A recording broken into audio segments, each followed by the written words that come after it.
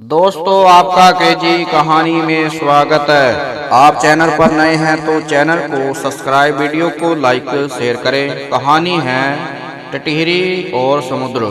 बहुत समय पहले समुद्र के किनारे टिटहिरी का जोड़ा रहता था। दोनों का जीवन बहुत हंसी खुशी से कट रहा था। कुछ 10वीं बार टिटहिरी गर्भवती हुई और जब अंडे देने का समय आया तो टिटहिरी अपने पति से बोली, स्वामी, जब हम दोनों थे तो हमें किसी बात का डर नहीं था। अब हमारे बच्चे होने वाले हैं, हमें किसी सुरक्षित स्थान की तलाश करनी चाहिए ताकि हमारे बच्चों को किसी प्रकार का कोई खतरा ना हो। टिटहिरी ने कहा, हमें यहाँ किसी से कोई खतरा नहीं है, तुम बिना किसी चिंता के यहाँ रहो। टिटहिरी बोली, जब समुद्र में ज्वार आता है तो आसपास सब डूब जाता है। समुद्र की लहरें बड़े से बड़े जीवों को अपने साथ दूर तक ले जाती हैं। टिटहिरी ने कहा, प्रिय, तुम थोड़ी सी भी चिंता ना करो।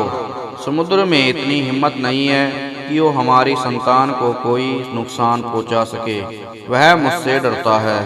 समुद्र दोनों की बातें सुन रहा था। वह सोचने लगा, इस छोटे से टिटहिरे को कितना घमंड है, इसे तो सबक सिखाना पड़ेगा, फिर देखता हूँ यह क्या कर सकता है।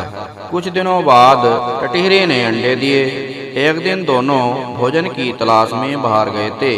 तभी समुद्र ने अपनी लहरों से उसके अंडों को गायब कर दिया।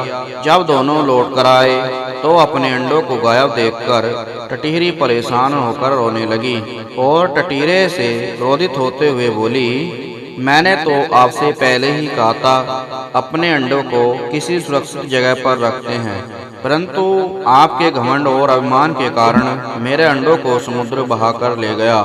टिटहिरी की बात सुनकर टिटहिरा बोला, प्रिय, तुम डरो नहीं, मैं अपनी चोंच से पानी पीकर इस समुद्र को सुखा देता हूँ।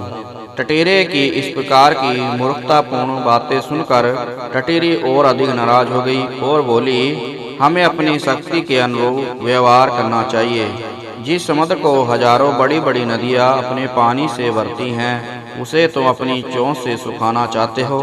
ऐसा करके हम उसी तरह खत्म हो जाएंगे जैसे आग में पतंगा। टिटहिरा अपनी चोंच से समुद्र को सुखा देने की बात पर अड़ा रहा।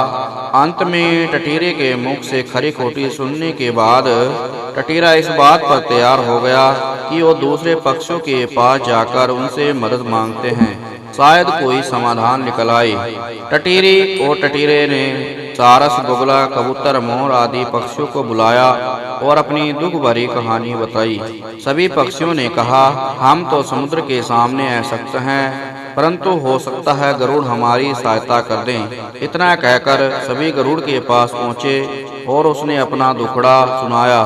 सभी ने एक स्वर में कहा, आपके होते हुए समुद्र हमें परेशान कर रहा है। आज उसने टिटहिरे के अंडे चुराए हैं, कल किसी दूसरे पक्षी को परेशान करेगा। ऐसे तो पक्षी जाति समाप्त हो जाएगी। पक्षियों की बात सुनकर गरुड़ ने उनकी सहायता करने का निर्णय लिया। गरुड़ भगवान विष्णु की सवारी है। भगवान विष्णु को अमरावती जाना जाता है। उन्हें बुलाने भगवान विष्णु का दूत आया। गरुड़ ने सोचा, इस समस्या का हल तो भगवान विष्णु ही निकाल सकते हैं। गरुड़ ने भगवान के पास जाकर पूरी व्याख्या सुनाई और बोला, भगवान, इस तरह तो हम पक्षियों का अस्तित्व मिट जाएगा। अब आप ही हमारी मदद कर सकते हैं। भगवान विष्णु बोले, तुम्हारा और पक्षियों का क्रोध युक्तिपूर्ण है। समुद्र को इस तरह टिटहिरी के अंडे नहीं चुराने थे। भगवान विष्णु ने गरुड़ और अन्य पक्षियों की मदद का भरोसा दिया और गरुड़ पर सवार होकर समुद्र के पास पहुँचे। विष्णु जी ने अपने धनुष पर अग्नि बाण चढ़ाया और समुद्र से बोले, दुष्ट, तूने इस नन्ही सी टिटहिरी के अंडे चुराकर अच्छा नहीं किया। अभी इसे अंडे वापस कर, नहीं तो मैं तुझे पल भर में सुखा दूंगा। समुद्र ने भगवान विष्णु के डर से टिटहिरी के अंडे वापस कर दिए। अंडे पाकर टिटहिरी और टिटहिरा बहुत खुश हुए और भगवान विष्णु को धन्यवाद कर उन्हें बारंबार नमन किया। शिक्षा, कोई कितना भी बड़ा हो या छोटा, उसे घमंड नहीं करना चाहिए। तो दोस्तों, कहानी पसंद आए चैनल को सब्सक्राइब, वीडियो को लाइक और ज्यादा से ज्यादा इस कहानी को शेयर करें।